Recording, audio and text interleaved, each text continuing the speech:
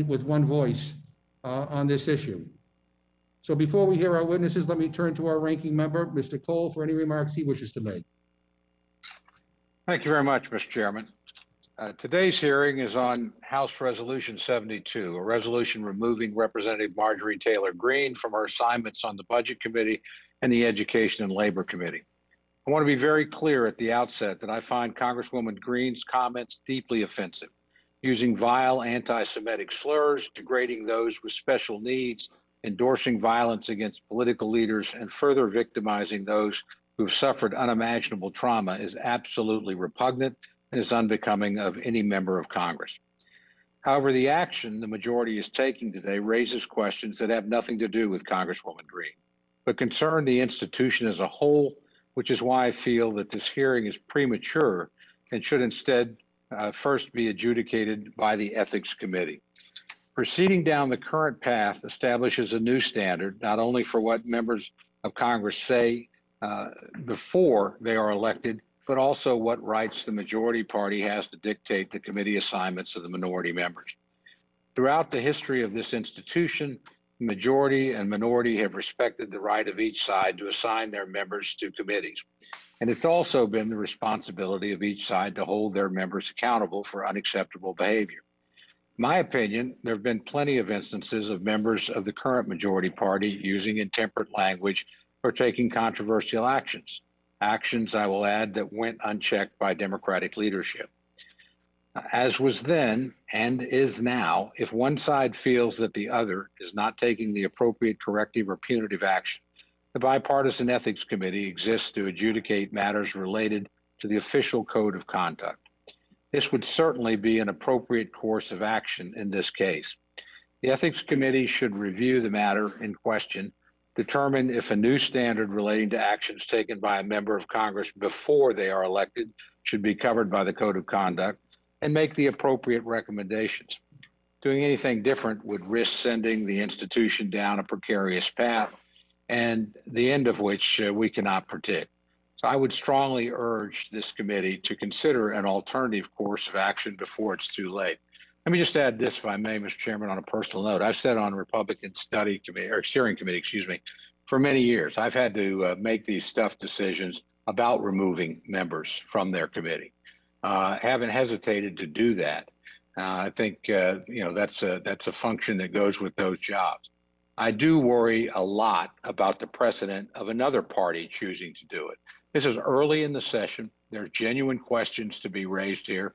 And in my view, we ought to follow a process that will allow us in a deliberative way to establish the facts, to discuss the implications, and move from there. So I don't want you to take my statement as suggesting that I don't think action is appropriate. I just think the appropriate action is for the Ethics Commission to look at this, and that's how we should proceed. So with that, Mr. Chairman, I yield back. I thank the gentleman for his comments. And let me just say for the record that when Steve King was denied his committee assignments, the Ethics Committee had no role in it. The leadership, the Republican leadership, decided that that was the right thing to do. It took them a while to get to the right decision, but that was they took action, and I think we all appreciate that.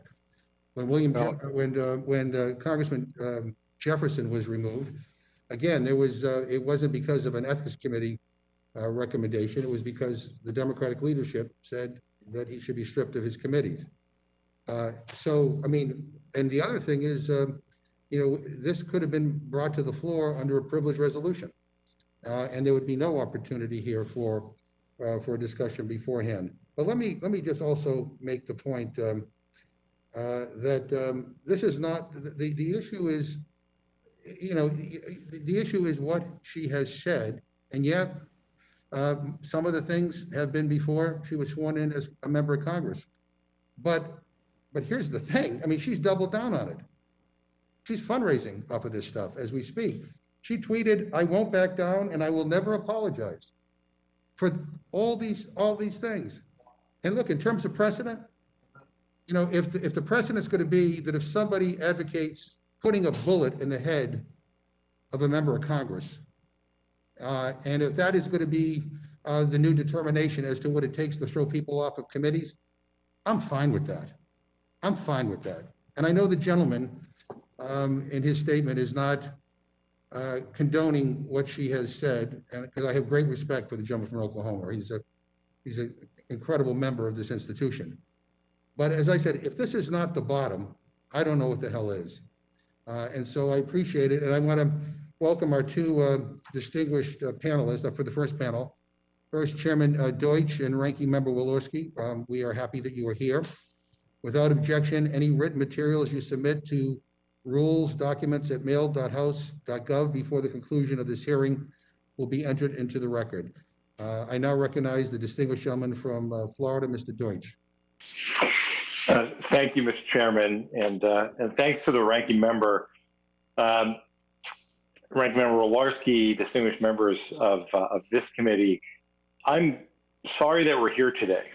I think it's fitting to start there because it is the refusal to apologize, the refusal to show basic human decency, and the refusal to uphold the reputation of this House that brings us together this afternoon. We're also here today because Republican leadership rewarded that behavior with seats on two House committees. House Resolution 72 seeks to remove Representative Greene of Georgia from her positions on the Committee on the Budget and the Committee on Education and Labor. I thank Representative Wasserman Schultz for her leadership on this important resolution. The resolution was referred to the Committee on Ethics, but I am appearing before you today not only as a chair of that committee, but also as the representative of Parkland, Florida. Prior to her election, Representative Greene engaged in a long pattern of threatening and dangerous conduct against the survivors of the shooting at Marjorie Stoneman Douglas High School almost 3 years ago to the day, February 14th, 2018. She called mass shootings in Parkland, in Las Vegas, and in Newtown staged false flag events. She called survivors crisis actors. It is important for this committee to remember why Ms. Greene's conduct is so harmful and so very, very dangerous. Ms. Greene peddles conspiracy theories that radicalize people online. These theories aren't just deluded, they also advocate violence. They promote harassment, they dehumanize and devalue large swaths of our population based on race and on faith.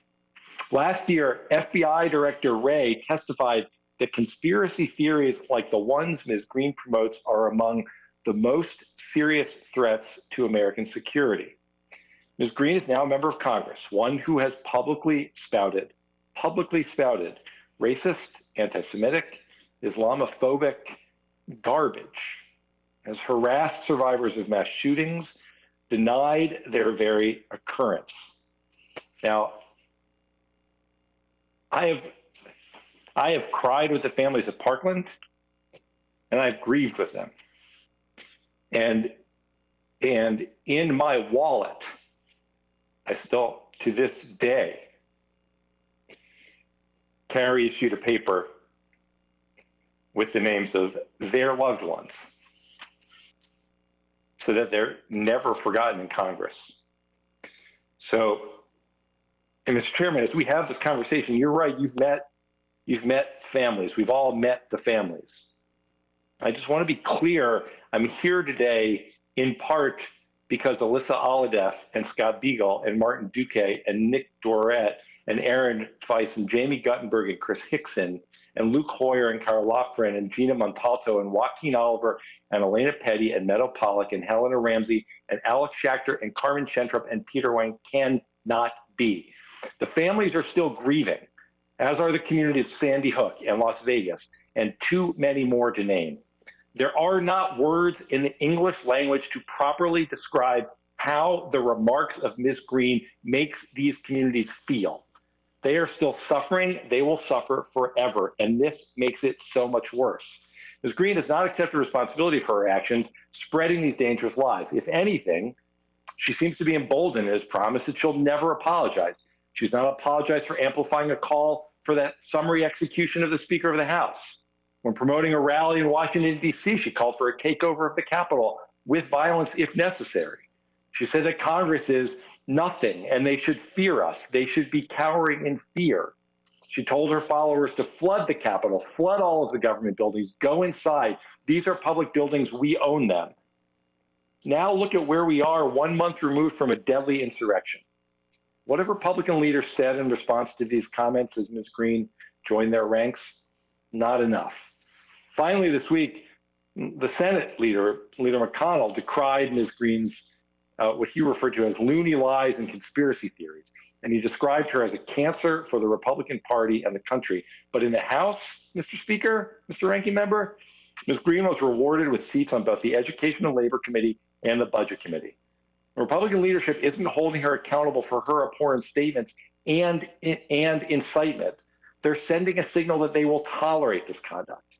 That's why we're here today, because Minority Leader McCarthy refuses to do the right thing and remove Ms. Greene from these committee assignments that give her a platform.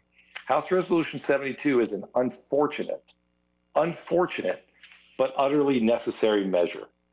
One of our most basic individual obligations is to uphold the public's trust in democratic institutions, including this very body where we work. It would be impossible to maintain civic confidence in the integrity of the House if we were to normalize Ms. Greene's behavior. We must affirm that this type of behavior is not now, will not be tomorrow, and will never be tolerated in the United States Congress. That is why I support House Resolution 72. Now yield back. Thank you very much. I'm now happy to yield the floor to my friend from Indiana, the ranking member of the Ethics Committee, Ms. Walorski.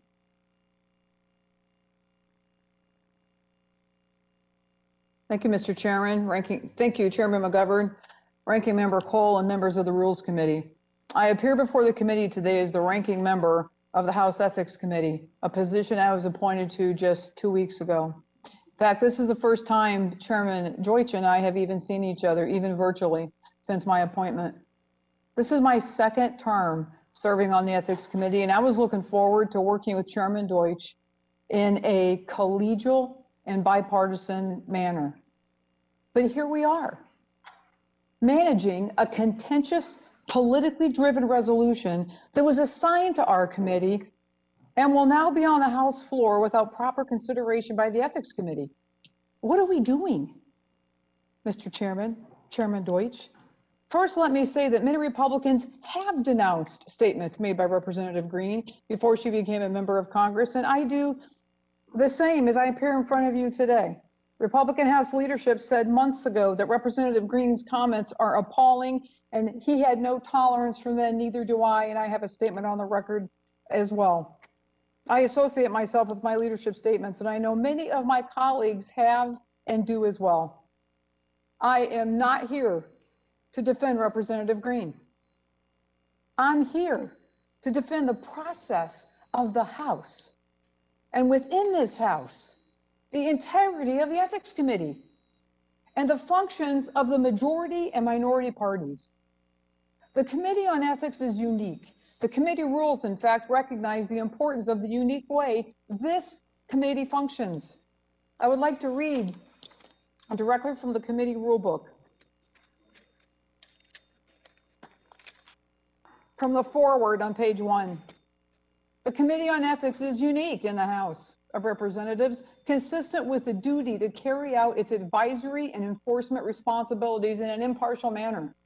The committee is the only standing committee of the House of Representatives, the membership of which is divided evenly by party. These rules are intended to provide a fair procedural framework for the conduct of the committee's activities to help ensure that the committee serves well the people of the United States, the House of Representatives, and the members, officers, and employees of the House of Representatives. The committee works best in a collegial and bipartisan manner. In fact, during the 113th, 114th, 115th, and 116th Congresses, all votes taken in the investigative subcommittees were unanimous. the Republicans and Democrats serving on these subcommittees were in agreement.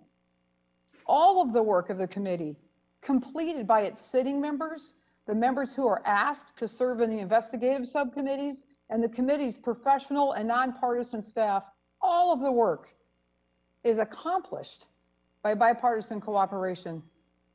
And the work of the Ethics Committee is extensive. In the 116th Congress alone, the committee commenced or continued investigative fact gatherings regarding 50 separate investigative matters, impaneled 6 investigative subcommittees, held 32 investigative subcommittee meetings, filed 5 reports with the House totaling over 3,300 pages regarding various investigative matters, publicly addressing 16 matters, resolved 24 additional matters, conducted 110 voluntary witness interviews, and reviewed over 420,000 pages of documents. And you can see why I was excited to serve with you, Chairman Deutch. Each of these tasks was agreed to by the chair and the ranking member of the committee. The committee operates effectively because it's a consensus-driven committee with decisions made jointly by the chair and the ranking member. But as to Representative Greene, the current chair and ranking member have not received a complaint and determined whether the information meets the requirements of the committee rules. The chair and the ranking member have not jointly gathered information concerning this alleged conduct. The chair and the ranking member have not had a single conversation regarding Representative Greene. This committee has not even had its first organizing meeting for the 117th Congress.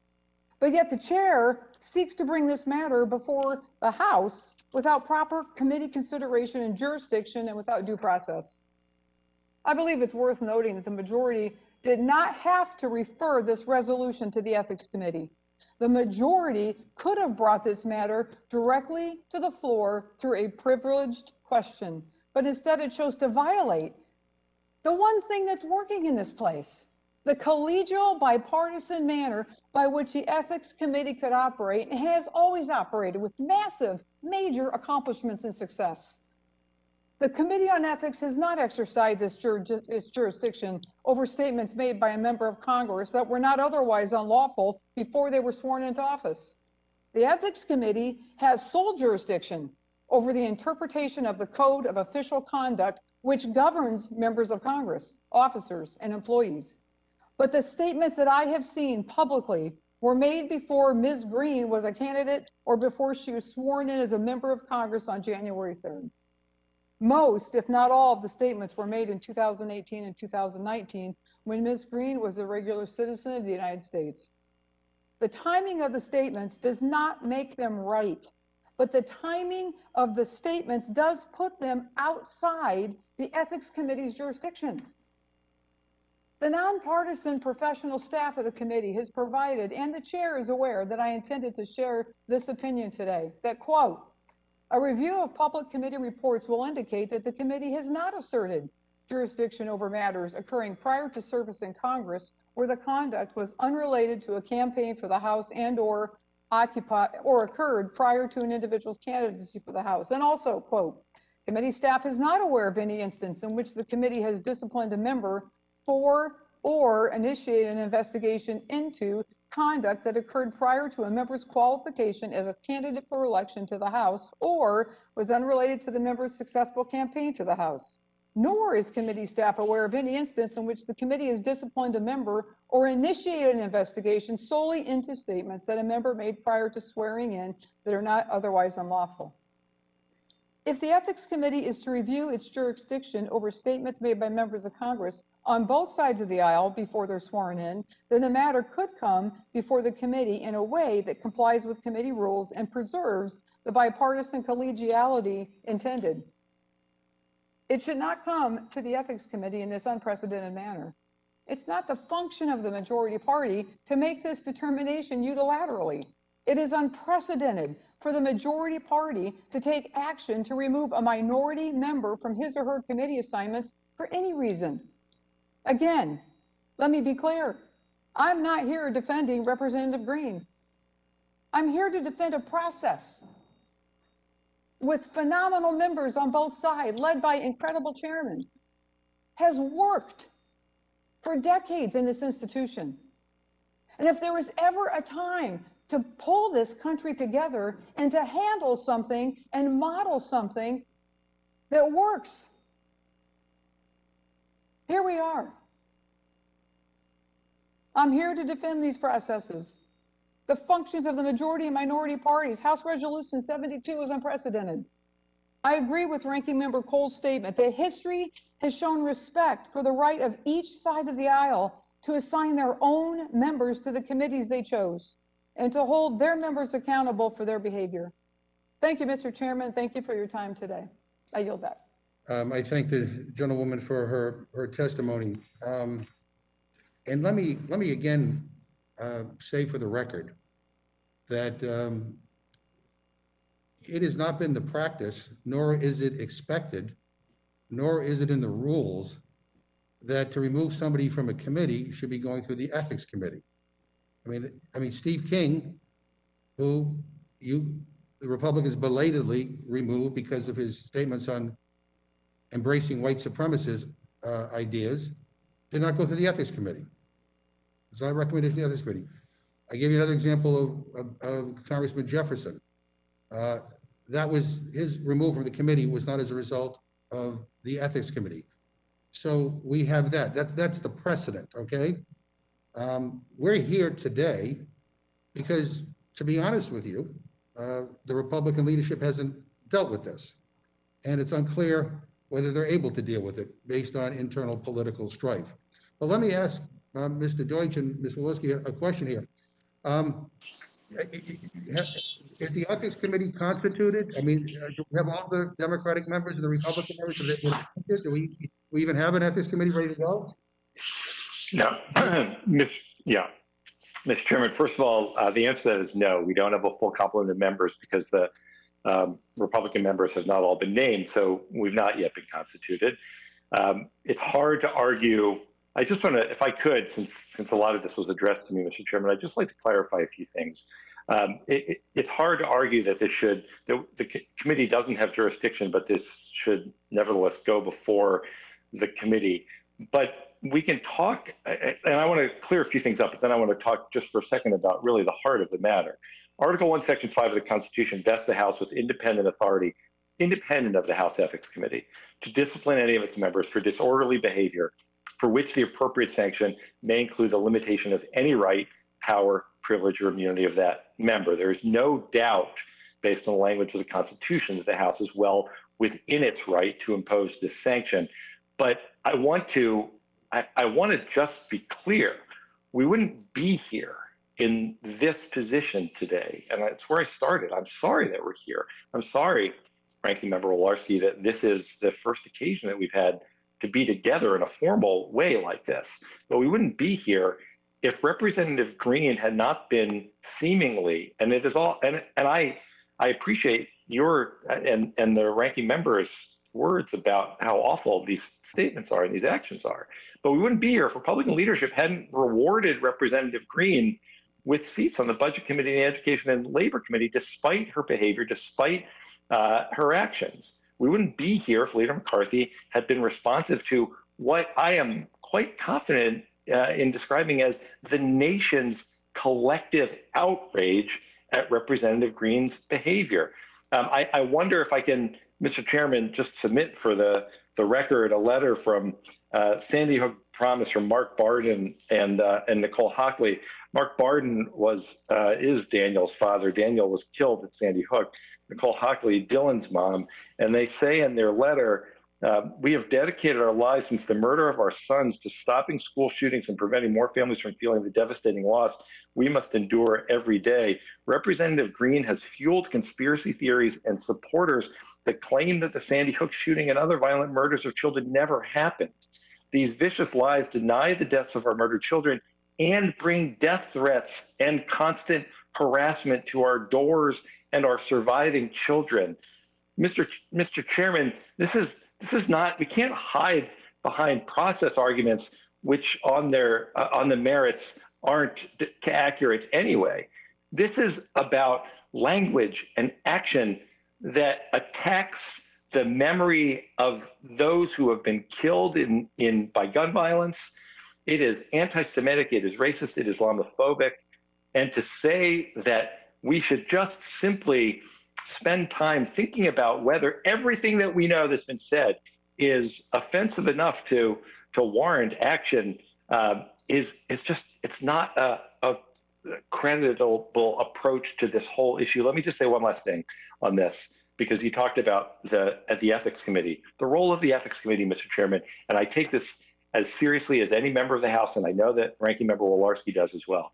The role of the Ethics Committee is to uphold the integrity of the House. When this new member, after this whole litany of words and actions and threats, was rewarded with membership on these two committees, that has done damage to the integrity of the House. The Constitution gives us the right to take this action. It is appropriate for us to take this action, and sadly, it is necessary for us to take this action because no other action to respond to this has been taken by the leadership. Ms. Walorski, you wanted to respond? Yeah, go ahead. Yeah, you have to unmute. Unmute. Okay. Thank you, Mr. Chairman. I just wanted to finish up the response to you. Just to remind you, there were other ways to get this to the floor. It's the majority that decided to assign this to ethics, then bypass the committee and bring it to the floor. You guys could have brought it as a privileged question. You could have brought it right to the floor. I'm not arguing. I'm not sitting here arguing about the merits of the case and what you're seeking to do. I just simply want to say about an institution that's been working, because you guys chose this way, assigning it to the ethics committee and then bypassing it and bringing it right down, we're going to destroy what kind of integrity the chairman's been talking about, and even member to member trust politically. This could be a power grab perceived by American people. I think it's a power grab, consolidation of power. That's why I'm concerned, because you chose to do it this way. You had other options.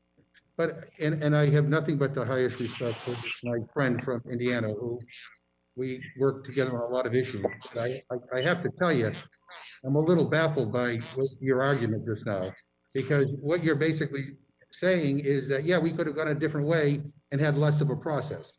If we had gone the route of the privilege resolution, you would not have this opportunity to present your points of view like you're doing right now. So I'm a little bit baffled by that. You had asked earlier, you know, what are we doing today, and you know, and what we're doing and why we're here today.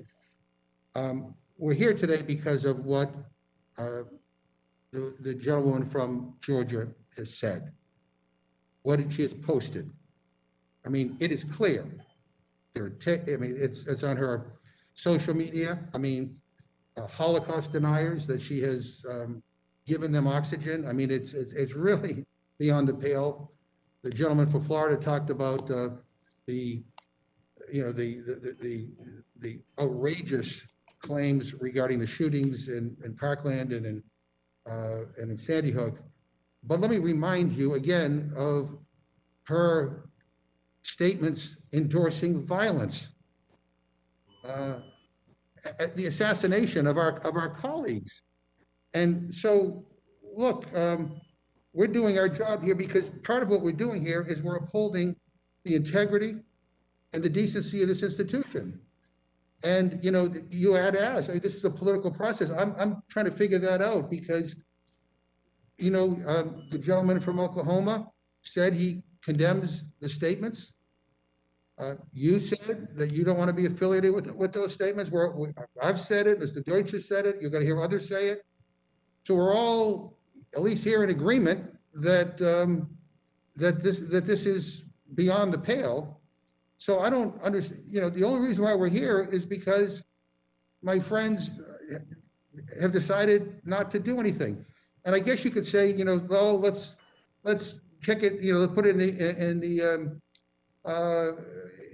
ethics committee, which it hasn't been constituted yet, which Republicans haven't appointed their members yet. We can kick the can down the road, and maybe in a few weeks or maybe a few months, everybody will forget about it.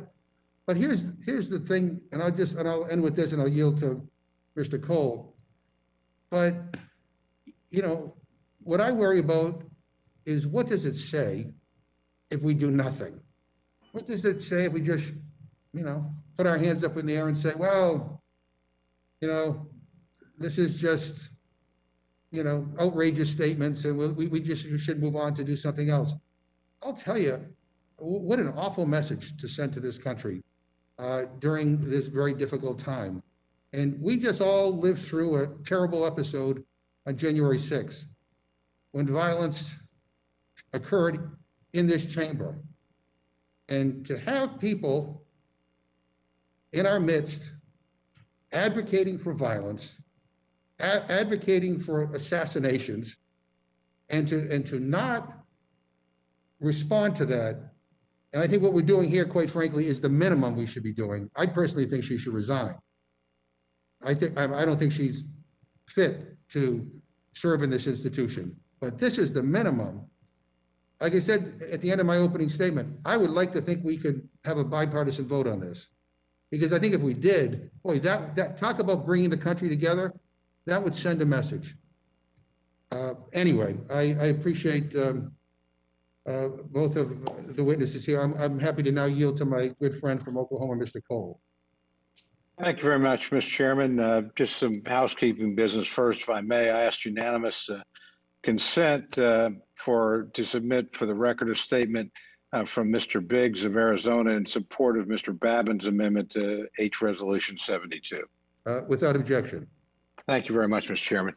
Just a quick couple of points. Let me ask you, Ms. Walorski, and then certainly would ask you as well, Mr. Chairman.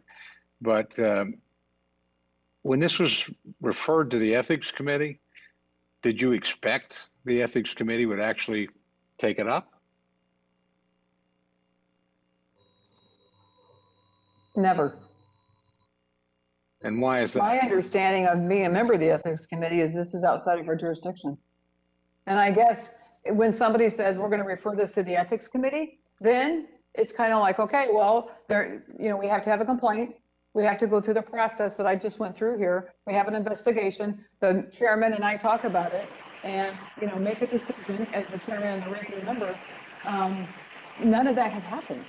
Could the gentlelady suspend for 1 second? Could everybody who's not speaking make sure they press their mute button so we can hear Ms. Walorski clearly? Thank you. Certainly, Mr. Chairman, I'd give you a chance to respond to that. Sure. Thanks, Mr. Cole. I'm really at a loss, because if the argument is that this never would come before the Ethics Committee, and yet at the same time the argument is that this should have gone to the Ethics Committee, then you're creating this loop, which means only one thing: that there would never be accountability. Never be accountability. And just, if I may, just Mr. Ranking Member, in April of 2018, a Facebook commenter asked our colleague, now do we get to hang them? Meaning H&O, referring to Barack Obama and Hillary Clinton, to which she responded, stage is being set, players are being put in place. We must be patient. This must be done perfectly or liberal judges will let them off. And then she created a petition to impeach Speaker Pelosi and said it's a crime punishable by death is what treason is. Nancy Pelosi is guilty of treason. Mr. Cole, I could go on and on.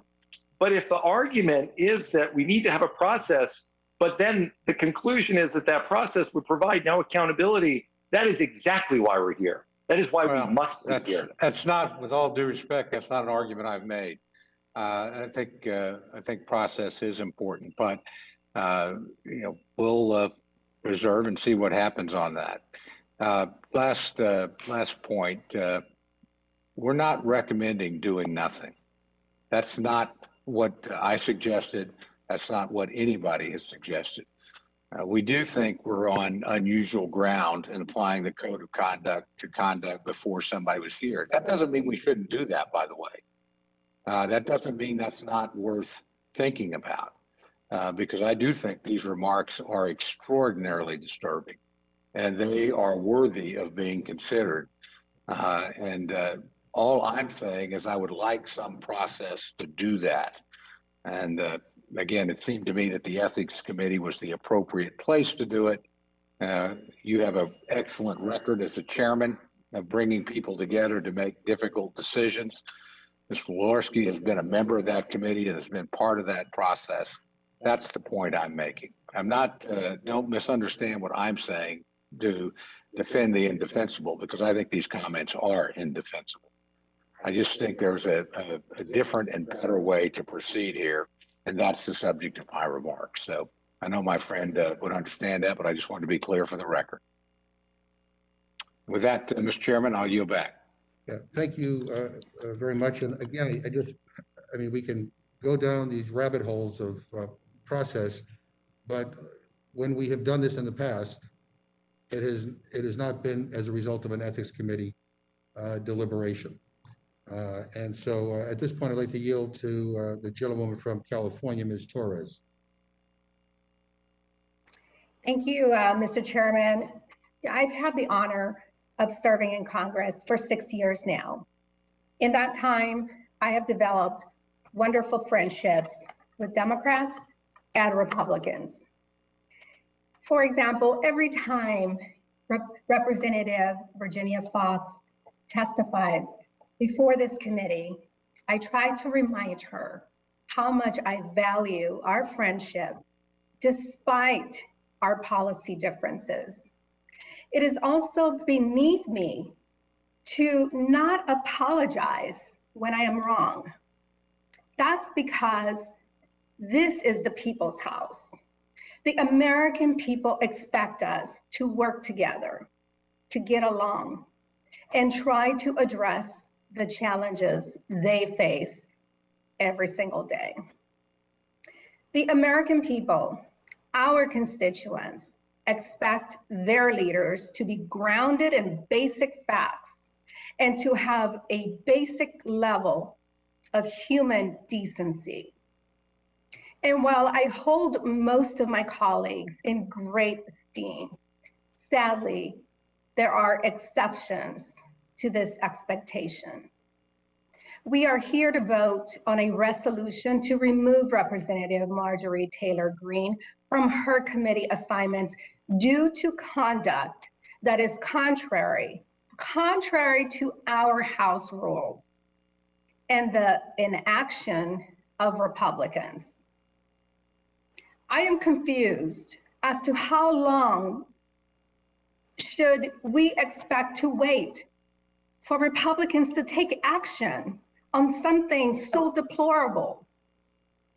To quote Senate Minority Leader Mitch McConnell, loony lies and conspiracy theories are a cancer. I would go farther than that. They are dangerous and a threat to our domestic security.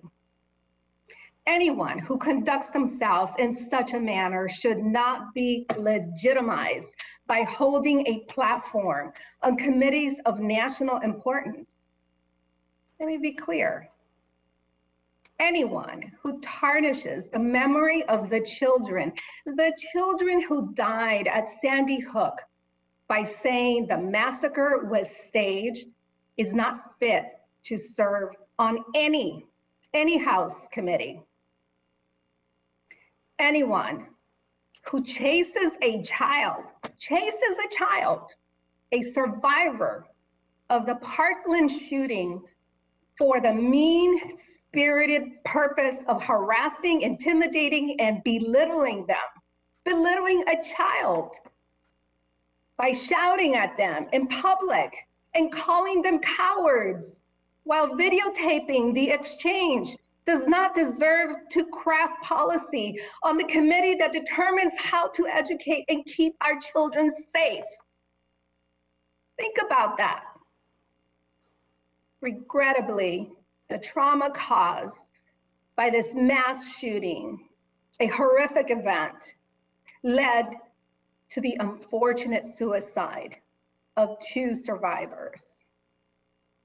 Colleagues, I am a proud Californian, and I take issue with anyone who disrespects Californian lives lost by promoting hate against our Jewish friends and neighbors, claiming that the wildfires were started by Jewish space lasers, does not deserve to serve on a committee that sets our national funding levels.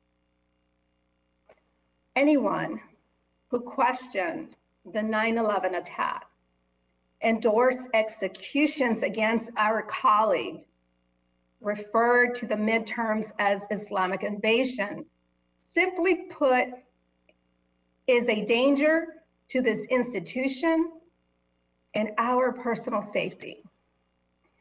Bigoted conspiracy theories are what incited a mob of domestic terrorists to storm the Capitol. And as a result of the attack, the United States Capitol has changed. Blue lives have been lost. One murdered at the hands of the angry mob. Posting this sign on your door is not justice. It's an embarrassment. This building is a historical place, a national treasure, where my constituents used to easily visit. Now it requires militarized security. And still, when I walk the halls, I do not feel safe. Words have consequences. We're going through a time of tragedy. More Americans have died from the coronavirus than during World War II. We need to come together. It is time to hold members that sow bigoted theories that have caused bloodshed and that are meant to divide us accountable for their words and actions. We must hold members of Congress to a standard that reflects the historical dignity of this body. With that, Mr. Chairman, I yield back. Thank you very much. Mr. Burgess.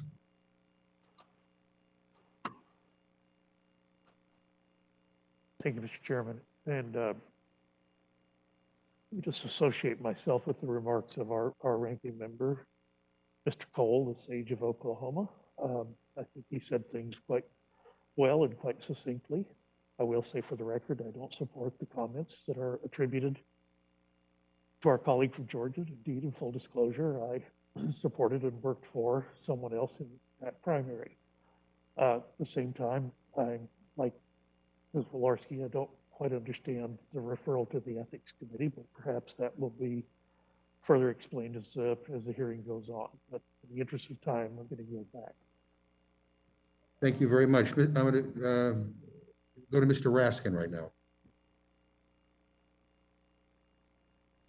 Mr. Chairman, could I pass for the moment and come back to me? I'm just completing one other thing. Is Mr. Perlmutter? No, okay, let me go to Mr. Rushenthaler. Thank you, Mr. Chairman. I appreciate it. I'd like to echo the sentiment of Ranking Member Cole.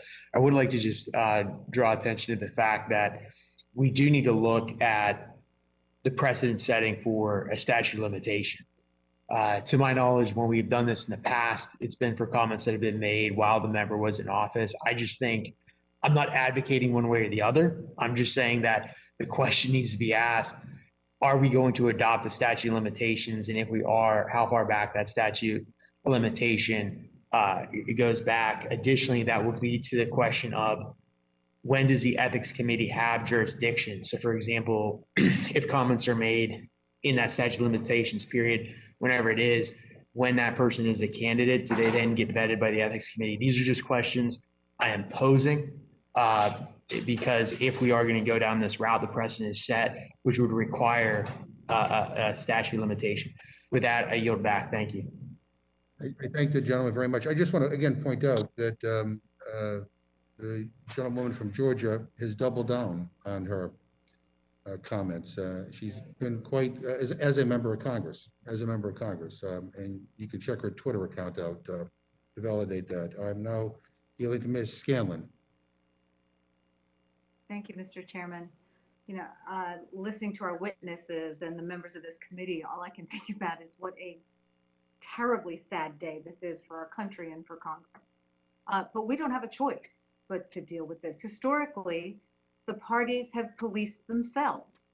Even as recently as a couple years ago, our Republican colleagues removed a member from committees after he made a series of false and despicable statements. But that was the old GOP. Now, when a member of the House Republican caucus advocates for insurrection, violence against elected officials and children, or promotes fringe conspiracy theories, apparently the Republican Party embraces that member and assigns her to committees where her unhinged beliefs can do the most harm. For apparently the party of limited government and fiscal responsibility, free markets, and peace through strength has become the party of conspiracy theories and QAnon. And that's not my assessment.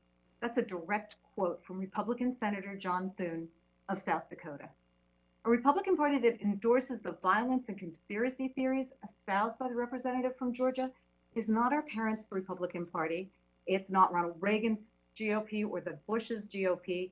And if today's House Republican caucus wants to embrace this behavior, the majority does not. We cannot, because as the bill before us states, this member's behavior does not reflect credibly upon the House. Representative Greene's extensive, detailed, and public history of making dangerous and downright outrageous comments cannot go unaddressed. My colleagues on the other side of the aisle know this.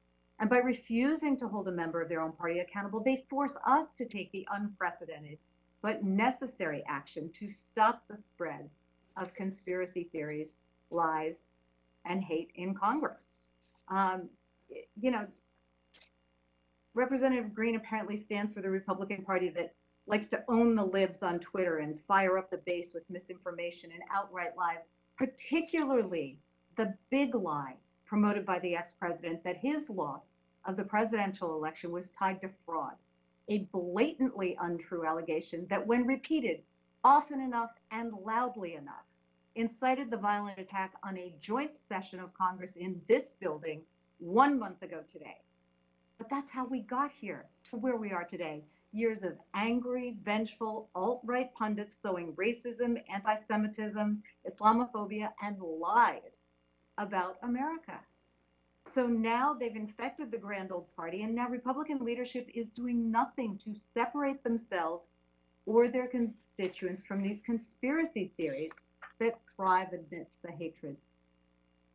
No matter how much our colleagues today say that they disapprove of the representative's conduct, they must realize she's now the face of their party. The woman who supported the armed insurrection of the Capitol, which has taken the lives of 6 people, including 3 police officers, has more influence on her party than our colleagues here do today. Think about this. If Marjorie Taylor Greene was in any other job, she could not avoid serious disciplinary action. With her history of advocating for violence against her colleagues, challenging police officers, and refusing to abide by law enforcement rules put in place for the security of everyone who works in this building, and advocating for lies which undermine the job we're all entrusted to do here for the American people. So this conduct would not be tolerated in any other workplace in America, and the Capitol should be no different. This isn't canceling the voice of the representative from Georgia. It's about accountability. As one of our colleagues has mentioned, there is no right to committee assignments. But if a member conducts themselves in so disgraceful a way that she brings discredit upon Congress and her own party is incapable of addressing the problem, then the House as a whole has to do it. And with that, I yield back. Thank you very much, Ms. Fischbach. And Mr. Chair, I appreciate the opportunity. And, as one of the freshman members and new to Congress, it really does seem to me that this would be setting a new precedent and one that I think could be very dangerous. It's a precedent where the majority party can punish a member of the minority party by removing them from their committee assignments. And I really don't believe that this precedent is in the best interest of the body. And but I appreciate the opportunity to take just a minute. Thank you. Thank you very much. Mr. Perlmutter, are you ready, or Mr. Raskin? Who's? Yes, I'm delighted to go, Mr. Chairman. Okay.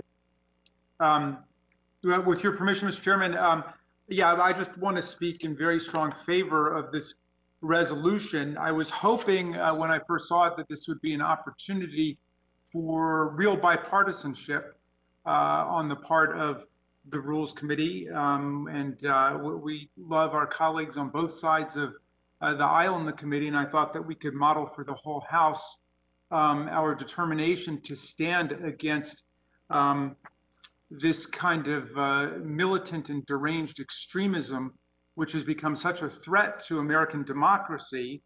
I was delighted to see the remarks by the Senate Republican leader, Mr. McConnell, who said, and I'm going to quote, "Loony lies and conspiracy theories are cancer for the Republican Party and our country." Somebody who suggested that perhaps no airplane hit the Pentagon on 9/11, that horrifying school shootings were pre-staged, and that the Clintons crashed John F. Kennedy Jr.'s airplane is not living in reality. This has nothing to do with the challenges facing American families or the robust debates on substance that can strengthen our party.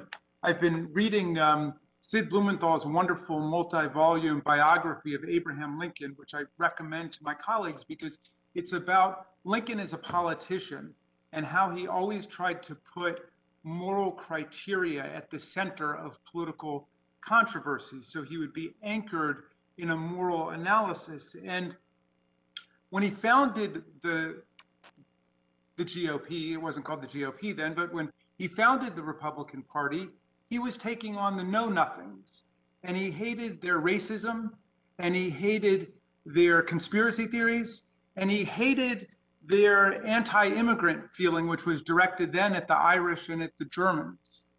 That was the foundation of the Republican Party, one of our great Republican parties. And I would take no delight in seeing the Republican Party destroyed, but it is being destroyed by these fanatical conspiracy theories and by the racism and by the anti-Semitism that has been unleashed by this kind of thinking.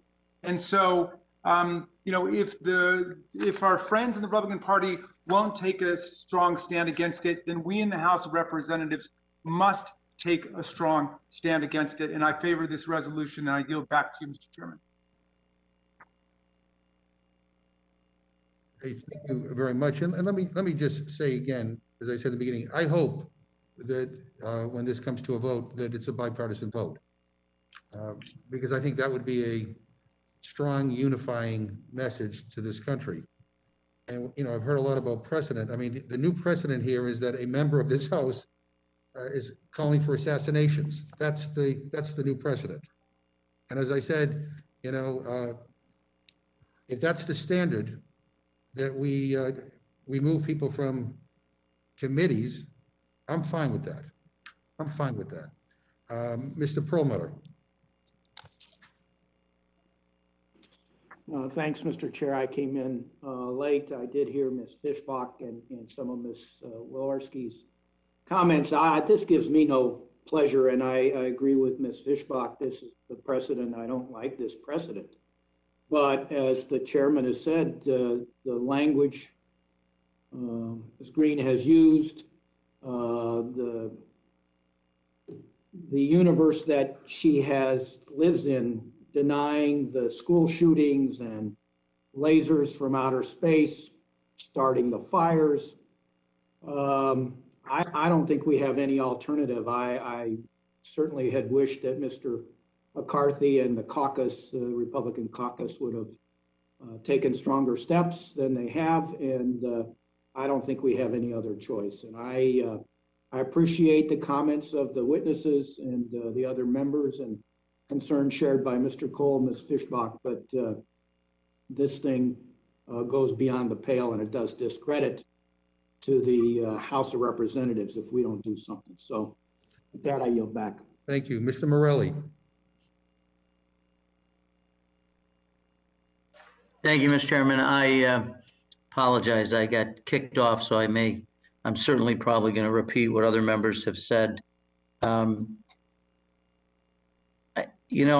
think the distinguished ranking member said there must be a different and better way. And I actually don't disagree. I think there was and there is a different and better way.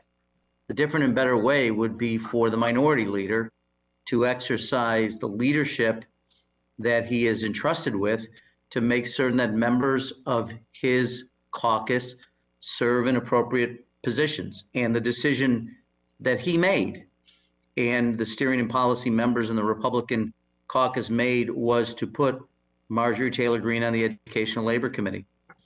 And to the point others have made, you did that with full knowledge of all the things that she has said leading up to her time in Congress and since her time in Congress.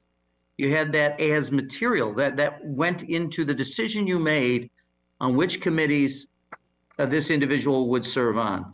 And so was there a different and better way? Absolutely.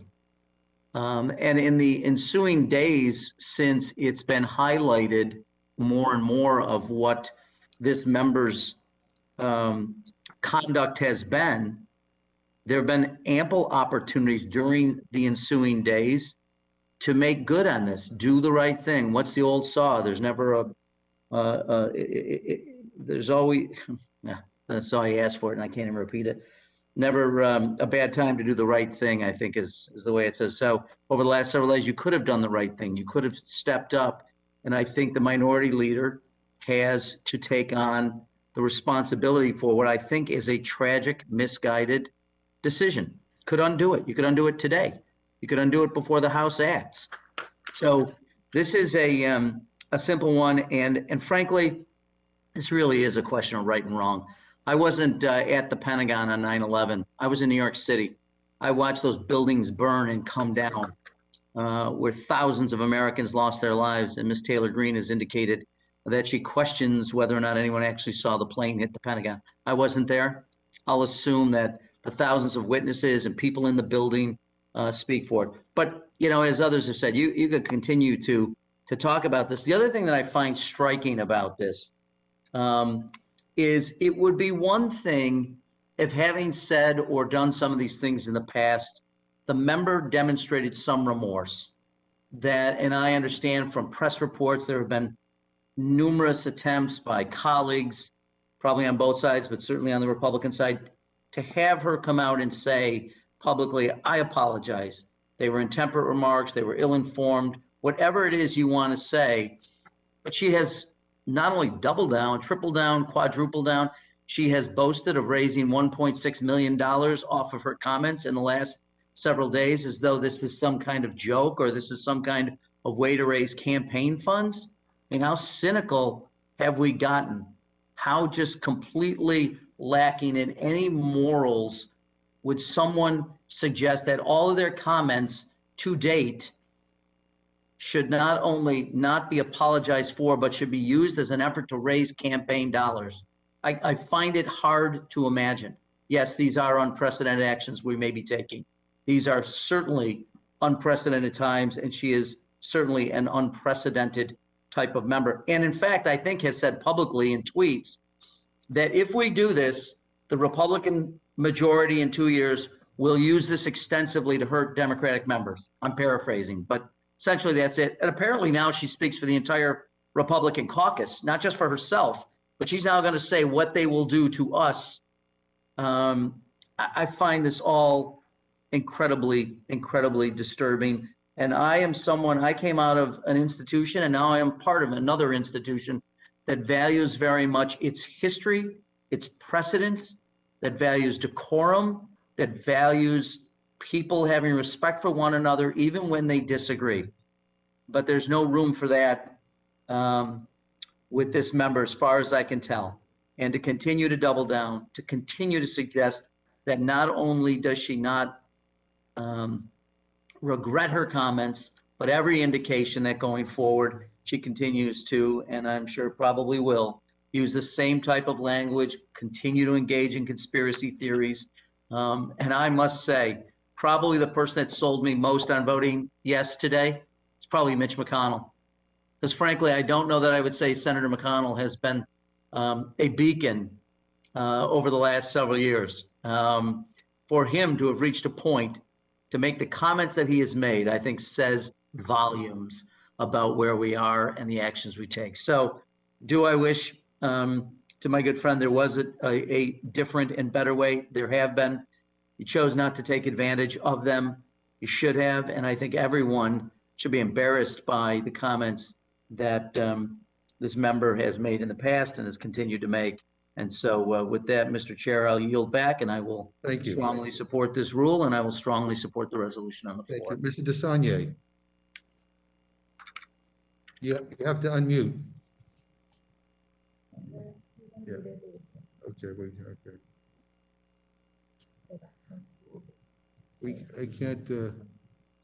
We can't hear you for some reason.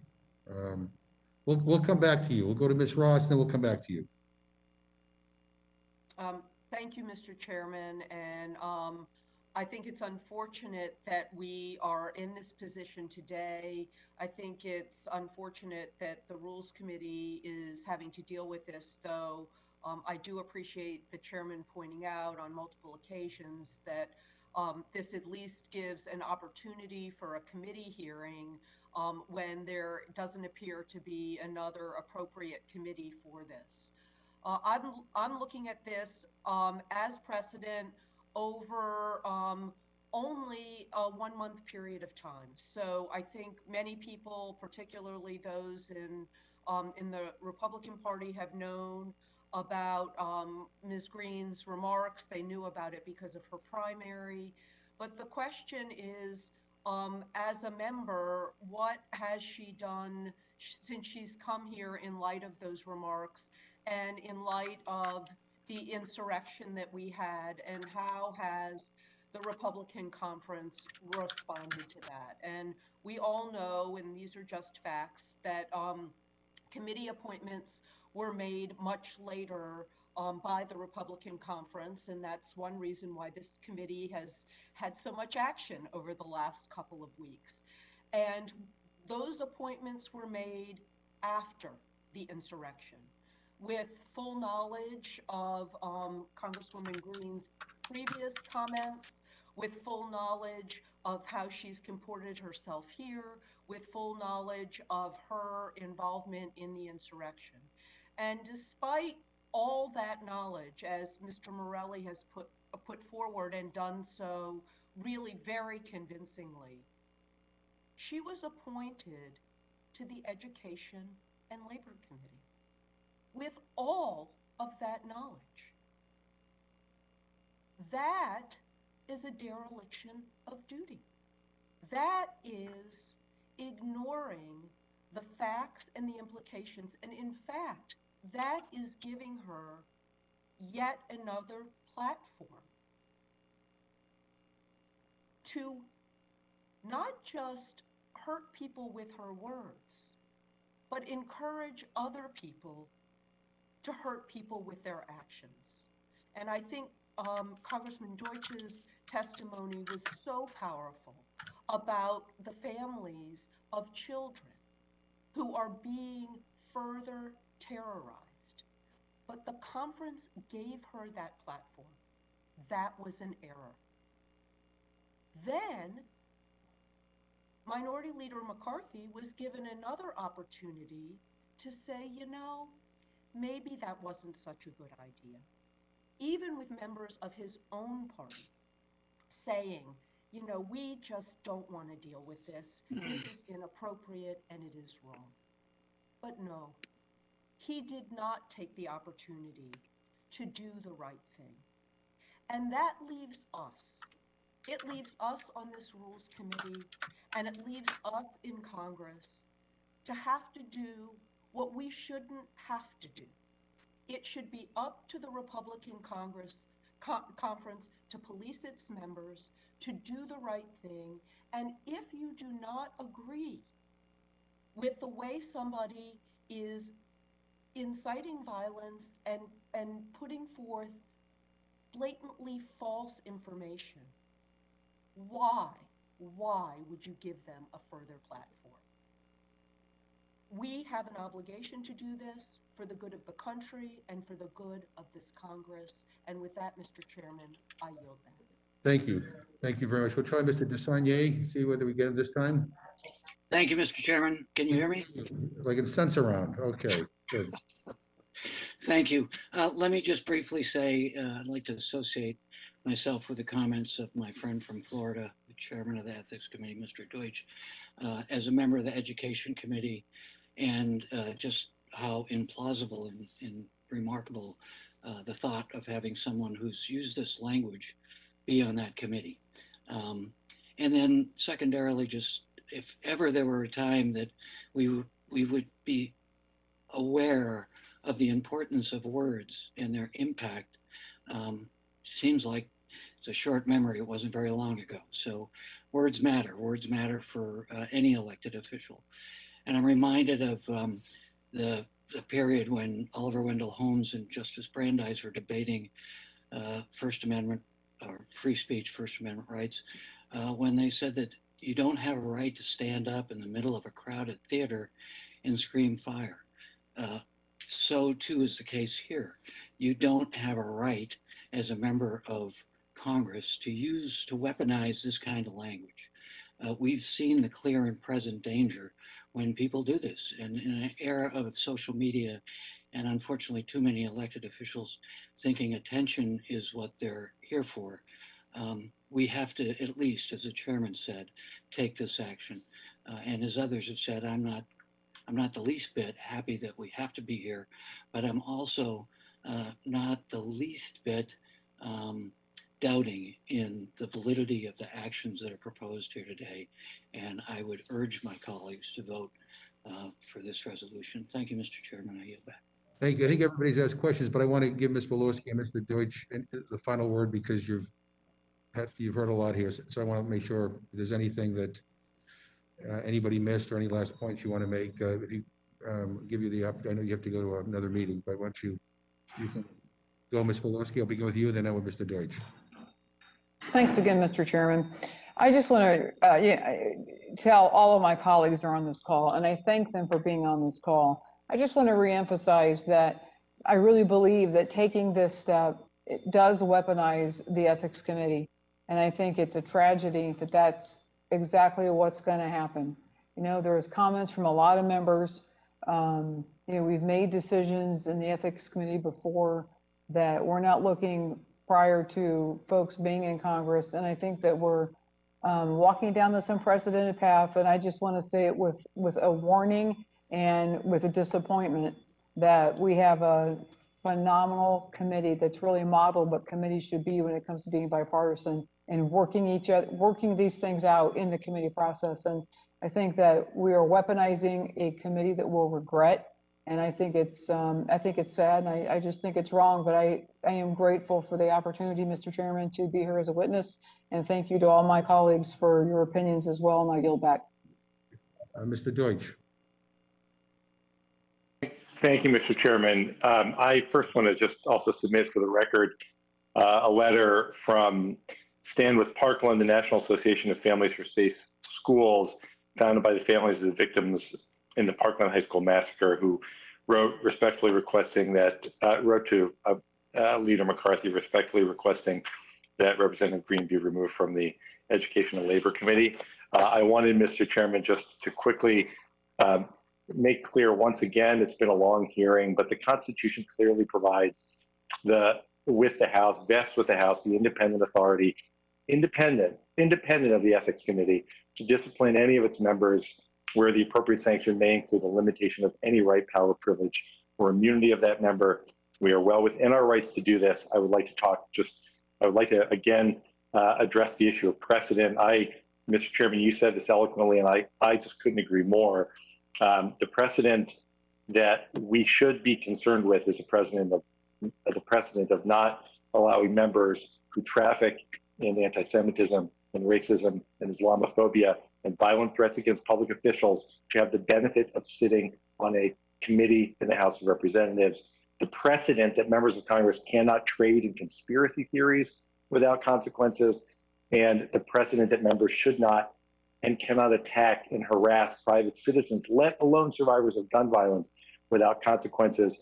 Mr. Chairman, we've not had a chance to talk about, but I would just refer back to just last Congress when the House passed almost unanimously a resolution that condemned QAnon and the conspiracy theories that it promotes. That resolution conveyed the sense of the House of Representatives of which we are all a part, that conspiracy theories like those promoted by QAnon encourage the rejection of objective reality, deepen our nation's political polarization, and undermine trust in America's democratic institutions. We cannot afford to allow that trust to be undermined anymore. I say this, we talk about our colleagues. I do view Ranking Member Walorski as a friend. I am sorry that this is the first opportunity that we have to work together in this capacity. And I mean this not as an attack against her, but merely as a defense of the people that I represent and so many around the country, when I tell you that I know for a fact, with absolute certitude, that when we use a word like tragedy to talk about the decision to simply make sure that there is accountability here, that for the families in Parkland and the families in Sandy Hook and the families in Las Vegas who know that this is a person who has questioned whether these mass shootings even existed, they know what tragedy is. They've experienced tragedy. They live it every single day. We have to act today, Mr. Chairman. I hope we do it in a bipartisan way today. And again, on Thursday, my colleagues all seem in agreement that what's been said is unacceptable. So then we need to take this action because it is the only opportunity that we have to do so. I really appreciate the opportunity to be with you. And I thank the committee for being so thoughtful and deliberative throughout this entire process. Well, I thank you both for being here. Let me just wait. Does any other committee wish to ask a question? Seeing none, let me just close by saying I want to thank you both for being here. I have enormous respect for both of you. But I think what's frustrating to me about this hearing, Mr. Deutch just referenced it, is that some of my friends on the Republican side began by saying we are in agreement, that we're appalled by these statements. And then it's followed by a but the process, well, first of all, as we've said over and over and over again, the history of removing people from committees doesn't go by way of the Ethics Committee, number one.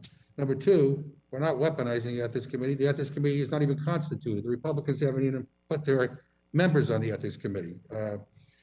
But I would just say this. I really hope that the leadership on the Republican side gives members the freedom to vote their conscience on this. Because this is not about process. This is about who we are. This is about this institution. This is about decency. I mean, we are dealing with somebody who has said things that go beyond the pale. I mean, talking about assassinating members of Congress, among other things. So this is a whole different place we're in. And to be just very candid here, this is not a surprise. Leader McCarthy has been told that this would be coming unless he acted. It's February 3rd. We've waited long enough. And I think we are proceeding in a way that, quite frankly, affords more of a process than if this were brought to the floor under a privileged resolution. So again, we all regret we are in this moment, but here we are. And I think the question is, are we going to do anything or not? And I hope that in a bipartisan way, the answer is yes. So I thank you both, and you are now excused. I want to welcome our next witness, the gentlewoman from Florida, Representative Wasserman Schultz, who is the author of this legislation. I want to thank her for providing testimony today. Any written materials you submit to documents at mail.house.gov before the conclusion of this hearing will, without objection, be entered into the record. I now recognize the gentlewoman from Florida, Ms. Wasserman Schultz. Thank you, Chairman McGovern, Ranking Member Cole, and members of the Rules Committee. I truly wish I was not sitting here today to present my resolution to remove Congresswoman Marjorie Taylor Greene from her committee assignments. But I've listened to all of the testimony and the members' comments throughout the breadth of this hearing. And I have enough experience as a legislator to know that when you don't have a leg to stand on, you argue process. I'll note for the record that there isn't any member on this committee on the other side of the aisle that has argued that Marjorie Taylor Greene shouldn't be removed from her committees. You have not at all addressed the issue of whether we should remove her from her committee. You have only argued process. Unprecedented action by a member of Congress, which this certainly is, necessitates an unprecedented response. It doesn't have to be this way, as has been noted throughout this hearing. The minority leader has the opportunity to take action himself. In fact, the members of the Republican conference could have enough strength to urge your Steering and Policy Committee to take action, but you have not. In the face of a global pandemic and in the wake of a devastating attack on our capital and our democracy, we're facing another unprecedented and divisive moment which threatens this nation. And I want to look at the facts. I know they've been gone over, but I think it's important for us to review them clearly. Congresswoman Marjorie Taylor Greene has advocated for execution of leadership of this House, of a former president of the United States and other political adversaries. She's encouraged violence against law enforcement, an utterance no member can condone or continue to stand by. We paid tribute to a slain Capitol Police officer this morning, and just yesterday, 2 FBI agents were tragically murdered in the course of their duties in my own congressional district. Not satisfied with engaging in sedition, she has a well-documented record of making repeated racist, anti-Semitic, and Islamophobic comments.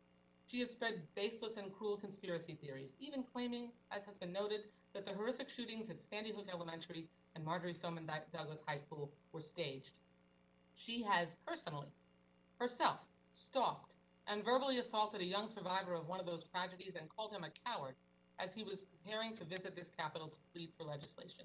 He was 18 years old at the time. Her bizarre claims include blaming the 2018 Camp Fire wildfire in California on a Jewish space laser and dabbling in 9/11 trutherism. Congresswoman Greene's dangerous commentary continues to endanger, threaten, and inflict pain on a gamut of vulnerable communities. And that includes the colleagues and staff of the very House she serves in, who were just attacked last month by, among other Trump loyalists, the QAnon adherents she associated with. Confronted with her statements and actions in recent weeks, as a sitting member of this body, since she joined the Congress, Congresswoman Greene has expressed no remorse. None.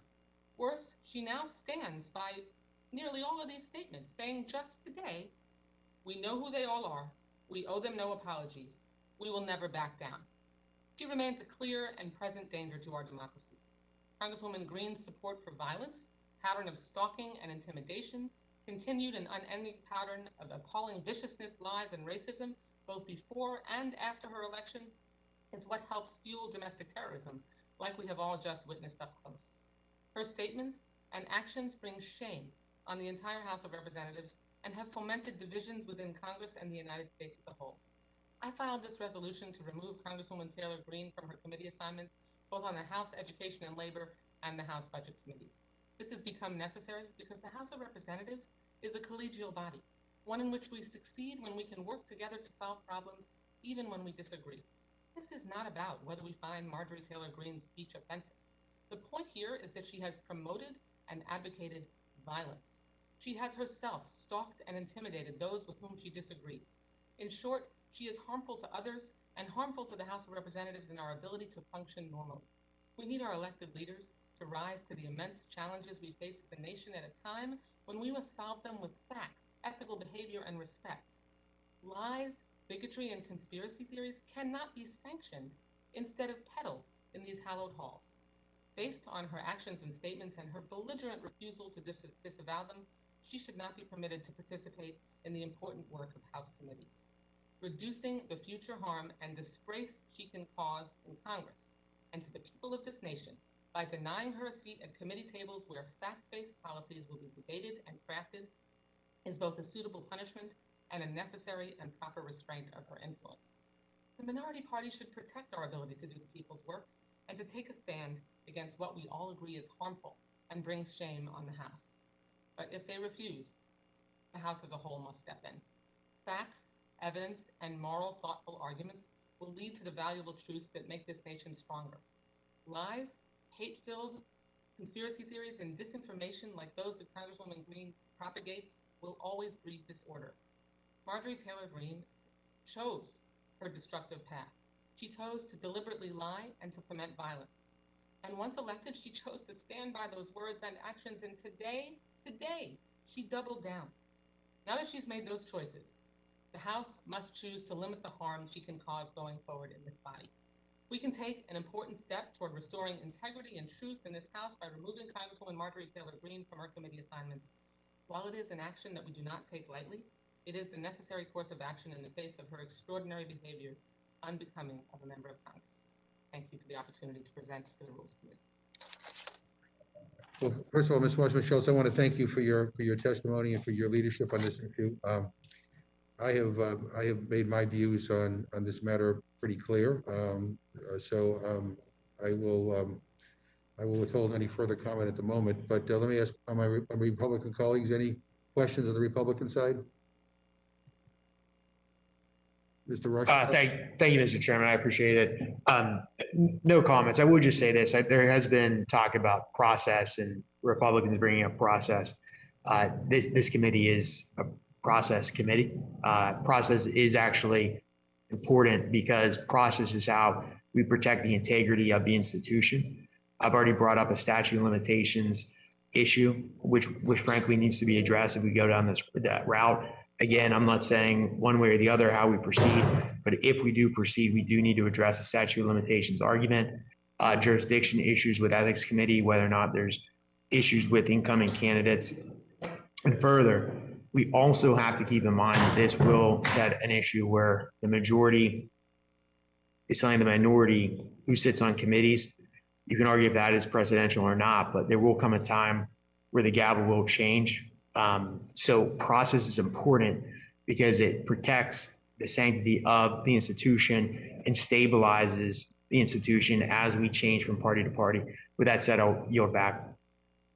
No, I thank the gentleman for his comments. And yes, this is a Rules Committee deals with a lot of process. And I think that what we're doing here today is actually giving more process to this issue than it would receive if it was a privileged resolution. The statute of limitations thing, I don't get because as I pointed out earlier, Ms. Taylor Greene has doubled down and made it clear that she won't, that she has nothing to apologize for, period. So I think she has associated herself with those comments. But let me just say this. If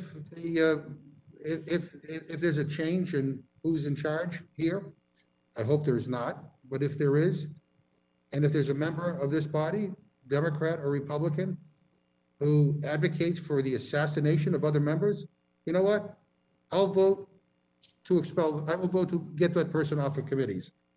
As I said before, I personally believe that the gentleman from Georgia should resign or be expelled from this place. But at a minimum, she ought not to be on the committees. And so if that's the standard that we're setting here, if that's the precedent, that if people are calling for the assassination of other members of this body, and if that's a disqualifier for serving a committee, I'm all for it. I'm fine with it. And I can live with that. And I think it's and boy, that shouldn't even be controversial. Let me ask anybody on the Democratic side have any questions?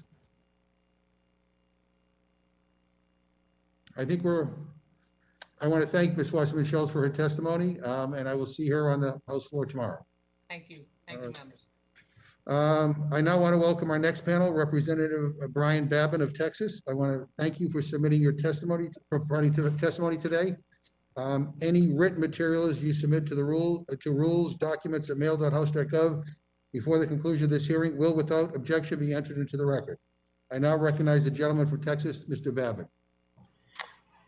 Thank you, Mr. Chairman. I appreciate it very much, this opportunity. Yep. Let me begin by telling the people watching at home a little bit about this Rules Committee and what's going on here today. House Republicans have 211 members, 48.5% of the 435 seats in this August body. But on this committee, which decides what bills will come to the floor and what amendments will come up for a vote, we have only 4 members to the majority's 9. So the outcome of my amendment has already been decided and was never in doubt. It seems to be a show trial, plain and simple. It's also an open secret that this committee works at the direction of the Speaker of the House. That's an important distinction. She is not just the Speaker of the Democratic Caucus. To the committee, I say this: the action that you are preparing to take will shatter our institutional norms and precedent, and there is certainly even concern on your side that what goes around will come around the next time that you are in the minority. I think the best thing any of you could do is to make a motion to adjourn this hearing right now and to get back to something that actually matters. But that won't happen, I'm aware. But if you're going to take this action and declare that each party is no longer responsible for keeping their own house in order, and that it falls upon the entire body to attend to this matter, you should lead by example. I'm not here to speak on Mrs. Greene's behalf. She deserves and will continue to do so for her constituents, our Republican conference, and to the American people. But I will say that this is her first month on the job. She deserves the opportunity to do her duties, to let her employers, her constituents that is, decide next year whether to hire her again. Clause 1 of Rule 23 of the Rules of the House of Representatives provides a member, delegate, resident commissioner, officer, or employee of the House shall behave at all times in a manner that shall reflect credibly on the House. This provision was also cited specifically in House Resolution 72. Representative Greene was not a member of the House when she said many, if not all, of the statements that led to this course of action. However, Representative Omar has been sworn in for 3 months when she said that the Council on Islamic American Relations was founded after 9/11 because they recognized that some people did something, unquote. There are two glaring errors here. First, CARE was founded in 1994. Secondly, on 9/11 wasn't just something that some people did something. It was the brutal murder of nearly 3,000 Americans by 19 radical Islamic terrorists. And this very Capitol may have been the next target had 4 of those terrorists not been thwarted by the heroes of United Flight 93. Unfortunately, I could go on with the near constant litany of wildly offensive, anti-Semitic, America is a bad guy rhetoric that Representative Omar has espoused both before and during her time in Congress. The majority is seeking to hold Representative Greene to the standards of the House rules for her conduct and words while she was a private citizen. But they have said nothing and will do nothing about Representative Omar's conduct and words while she's been in office. I don't doubt that many of you believe that you are defending this institution with this vote. But now if you can prove it by going off the script this hearing is supposed to follow by voting your conscience to make my amendment in order, please take off your partisan blinders, hold your colleague to account for the shameful conduct she has exhibited while wearing one of these pins, and then maybe we can talk about Mrs. Greene. With that, Mr. Chairman, I will yield back. So I thank the gentleman for his testimony. He is right. This is the Rules Committee, and the gentleman's been around since what he got. He got elected, came here in 2015, if I'm not mistaken. I did. I came in 2015. Right, and so the gentleman knows that the Rules Committee has to follow the rules. The gentleman provided an amendment to the Rules Committee that I'm sure his staff must have checked with the parliamentarian, is not germane. So we don't normally make non-germane amendments in order. We never do. So I point that out for the record. Secondly, I don't really know the gentleman, but I would just say it is clear that we don't share the same values, and it is really amazing to me that you would come before this committee and present what you just presented, and not at all be bothered by a single thing that Ms. Taylor Greene has said, including advocating for the assassination of members of this Congress. But you are always welcome here, even though I strongly disagree with what you were saying here. Let me ask on the Republican side, is there any questions of Mr. Babin?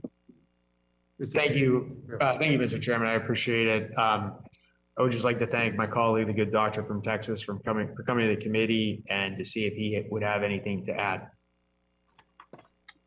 Thank you very much, Guy. Appreciate you. Mr. Chairman, I would say that we probably do share our values.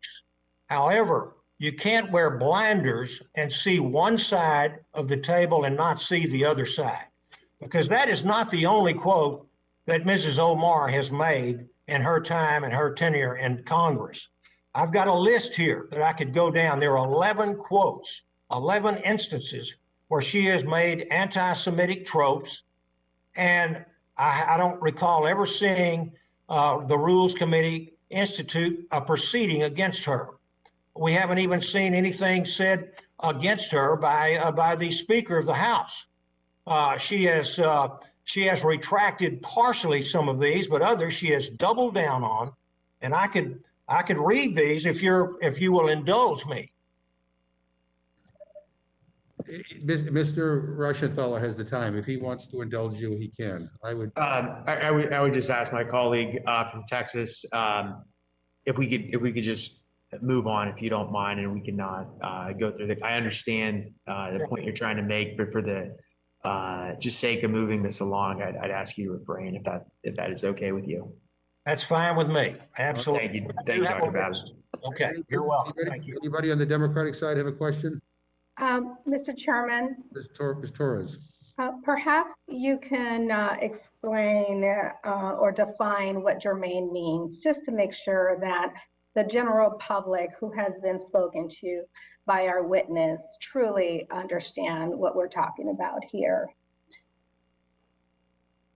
So let me read from the rule. Germaneness, no motion or proposition on a subject different from that under consideration shall be admitted under color of amendment. I mean, that is the technical. So this is not relevant. This is not germane to the underlying bill. And again, the parliamentarian would have, I'm sure if you check with the parliamentarian would have told you that. But anyway, Ms. Torres, any other questions? Thank you, Mr. Chairman. I just want to make sure that all of our members are fully informed of what all these terms are that are being thrown out. And I yield back. Mr. Chair, if I might, Perlmutter. Yep. Dr. Babin is a friend of mine, and I am disappointed in his testimony today. And I think the thing that I'm concerned about, I'd say to my friend, is the Republican conference placed Ms. Greene on the Labor and Education Committee, knowing full well that she doubts and has said that the shootings in Florida and in Connecticut, and I don't know where else, Las Vegas apparently, were all staged. But certainly at the schools in Florida and in Connecticut, that is, you've run an office. I was in leadership in my state legislature in the state Senate. Never would we pick anybody. I mean, I don't know that I've ever had anybody like that, but we certainly wouldn't put somebody like that on labor and education, period. And she has no business. I mean, just that alone sets up this whole thing. And I've heard your testimony, and you want to try to equate Rep. Omar with what's going on here. But this started by the selection of Ms. Greene, who questions these shootings that we all know happened, to put her on labor and education. That is the whole point here, to my friend. And I don't, if you want to respond to that, feel free, but that's what's got me so upset, period. Well, if I may respond, Mr. Chairman, I consider Ed Perlmutter a very, very good friend. Over the years that I've served with him on space and science, we have similar loves and likes, and we've traveled together. And I really appreciate that. And I appreciate what you're saying. And I'm not here to address the supposed statements by Mrs. Greene. I have understood that she has retracted some of these statements. I am not versed up in them. And so I'm not here to talk about her, okay? I'm here to make sure that what's good for the goose is good for the gander. And when the chairman says that I don't have the same, he doesn't have the same values, or I don't have his same values, I can tell you that we probably most certainly have the same values, but we cannot pick and choose one side that may be the opponent's side and not look and see, just like it says in the Bible, if you have a speck in your eye, don't criticize someone for the speck in his eye if you've got a log in yours. And you have problems on your side as well that have not been addressed. And that is what this amendment is all about. So Ed, I would just tell you that I appreciate what you just said, and I understand the high feelings on both sides here. So with that, I'll just yield back. Mr. Chairman, can I just jump in real fast? Let's make sure the promoter is finished. Yeah, I'm sorry. I'd yield to Mr. Reschenthaler. Thank you, Mr. Perlmutter. Mr. Perlmutter has said that Dr. Babin is his friend. Dr. Babin has said that Mr. Perlmutter is his friend. I want to say for the record that I consider Mr. Perlmutter a friend, but he'd be a better friend if he invited me skiing at some point in his home state of Colorado. And with that, I would yield back. Okay. It's on the record. It's on the record, Ed. You got it. I yield back to the chair. Anyone else on the Democratic side looking for recognition? Let me just say, Mr. Babin, the false equivalence that you have just presented to us, to me, is unbelievable. The controversial remarks that Ms. Omar has made, she's apologized for, and she's actually engaged Jewish leaders in her community and around the country. And you're not here picking, you are here picking and choosing, because what your amendment would do is exonerate Ms. Greene. I mean, this is not an and, this is, you have exonerated her. And the deal. I'm not here to talk about her, Mr. Chairman. Well, the fact, this is what this hearing is about. I don't know if you got the notice, but that's what this hearing is about. And the bottom line is that, you have come with a resolution that essentially exonerates her. And so I look at, I mean, whatever. Appreciate your being here. I don't have anything else I want to add. Does anyone else have a question? Seeing none, I'd like to thank our witness for his testimony. You're now excused. Are there any other members who wish to testify on HRES 72?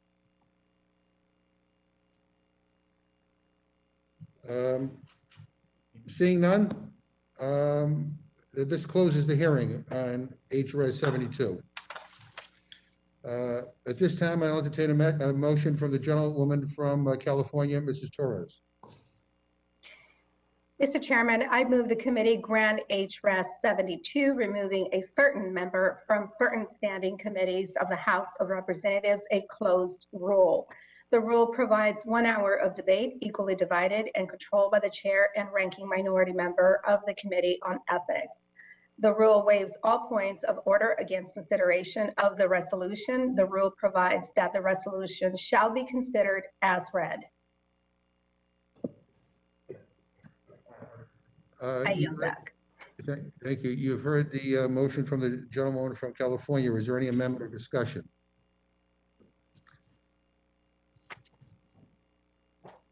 Before we vote, let me just say one final thing. As I said before, none of us are happy about gathering and having this hearing and then having to report this resolution out to the floor. We had hoped that the Republican leadership would have dealt with this. For whatever reason, they don't want to deal with it. And that's unfortunate. And so we are taking this step.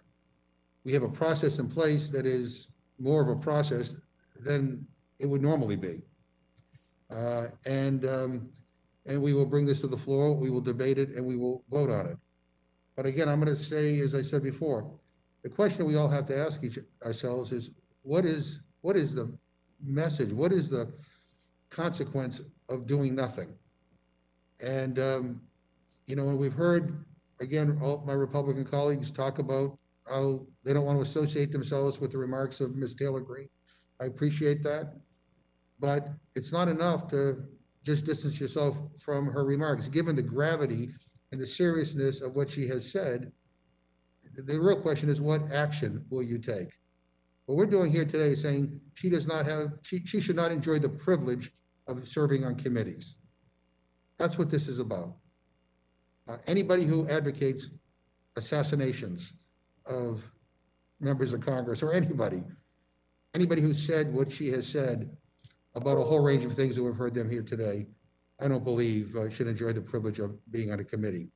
And so now the vote is, is there any other discussion or amendment? Hearing none, the question is now on the motion offered by the gentlewoman from California. All those in favor will say aye. Aye. Aye. Opposed, no. No. In the opinion of the chair, the ayes have it, and the motion is agreed to. Accordingly, I will manage this for the majority. Mr. Rushendala, who? Yes, Mr. Chairman, it's going to be Mr. Cole managing for us. And Mr. Cole will manage it for the minority. I thank everybody for being here today. And without objection, the committee is adjourned.